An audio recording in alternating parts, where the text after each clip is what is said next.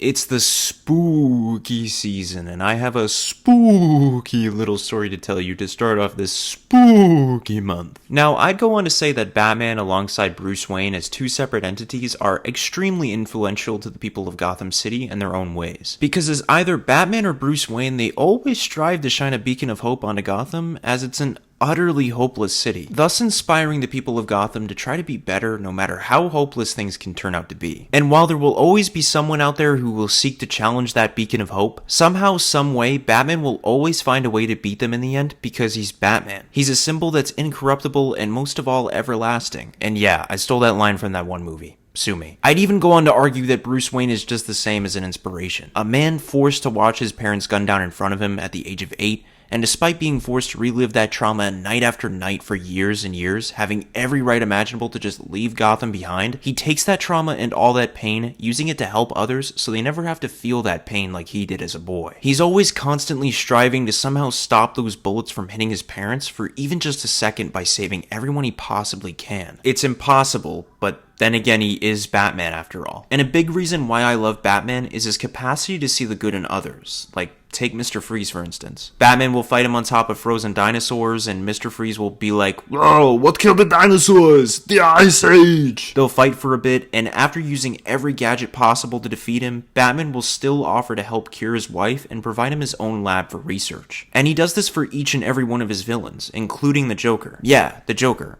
who crippled Batgirl and killed Robin and put a bunch of babies inside of a basement. Even after everything that he's done, Batman still lends out a helping hand, because he sees the hope in everyone. On top of this, when he isn't Batman and he's just Bruce Wayne, he'll host dozens of charity events, give his money to the homeless whenever possible, and even does this wicked cool thing where if he sees criminals reform or practically anybody he meets, he'll just hire them to work at Wayne Enterprises, and offers every single employee a college scholarship with full paid tuition. He's just goated in every single way possible. But what happens when someone misunderstands that inspiration and goodwill, and gathers the wrong kind of influence from a good person like Bruce Wayne? Well, that's what we're going to talk about today in Batman issue number 38. As we start the story, a boy named Matthew Warner and his butler return home expecting to see the boy's parents. Only when they come home, they find the parents brutally murdered. Something is honestly really kind of funny about the way Bruce is just smiling next to this panel, I can't lie, but let's just continue. When Bruce Wayne hears of this, he goes to check on Matthew because he knew his parents very well. And as they begin to talk more about what Matthew saw that night, his butler approaches asking if Master Bruce would like some cream with his drink, causing Matthew to break down, saying that the butler calling him that used to be an inside joke between the family, leading him to ask Bruce if the pain of losing your parents in such a way will ever go away, to which he says that he wishes he could say it does, but it's always scratched into you. At Arkham Asylum, the villain Victor Zsasz is shown leaving 2 marks on his arm to represent killing Matthew's parents, where we then cut to Gordon telling Batman that he saw Zsasz give himself the markings last night on a camera feed. So the following night, Batman attempts to interrogate Zsasz on why he'd killed Matthew's parents. But all Zsasz says to Batman is that he likes to cut. So when Batman doesn't get anything out of Zsasz, he and Gordon investigate his cell and find everything in perfect order. There's no way he could have broken out, leading Gordon and Batman to either feel like Zsasz is taking credit for something he didn't do, or he did it and they just don't know how yet. After this, Batman takes a look at the paper Zsasz used to make the markings on his arm and finds that the letter has a few hidden clues, leading him to 4114 Dennis O'Neil Avenue, where Batman finds Zsasz's parents brutally murdered. Batman goes back to Zsasz and says that he found his parents killed, but all he still says is that he likes to cut. So to get something out of him, Batman tells him that maybe if he wasn't a murderer, his parents would still be alive. Zsasz in anger bursts out of his chair to fight Batman, but Batman just knocks him out in one punch. After which Bruce visits Matthew to find him distraught at the fact that Gordon told the boy that they got the killer, but now they're not sure, yelling at Bruce that the killers are still out there, to which Bruce tells Matthew that whoever did this are just like all the other cowards in Gotham, and they will be brought to justice. On Batman's search to find the killer, another 2 victims show up dead, posed like a clock, saying 1111 twice. Gordon then says that it's Two-Face, because killing someone involving the number 2 is part of his MO.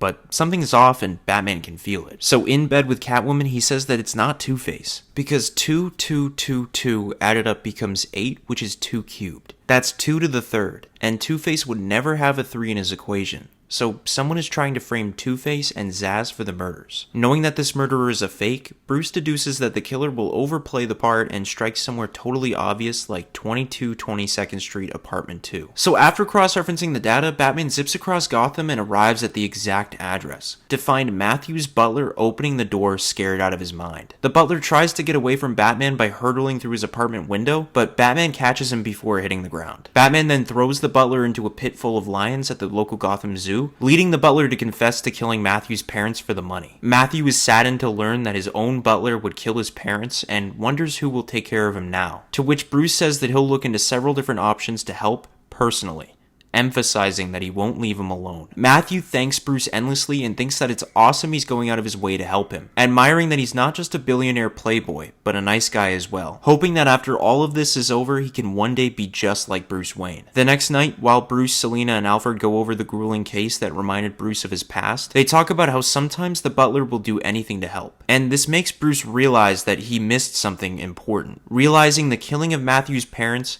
blaming it on Zsasz, then on Two-Face. It's all fundamentally silly, almost childish.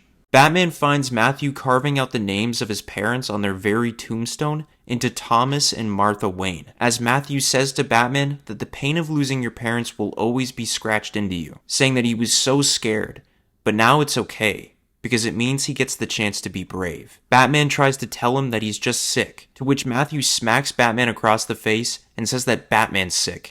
Everyone is sick, and Master Bruce is the cure. Soon Matthew is dragged off to Arkham for killing his own parents, and what Matthew said before being dragged off echoes with Bruce's mind as he returns back to the manor. That when Bruce said Matthew isn't Bruce Wayne, just a sick kid with dead parents, Matthew smiled and said back, "Yeah, but what else is Bruce Wayne?"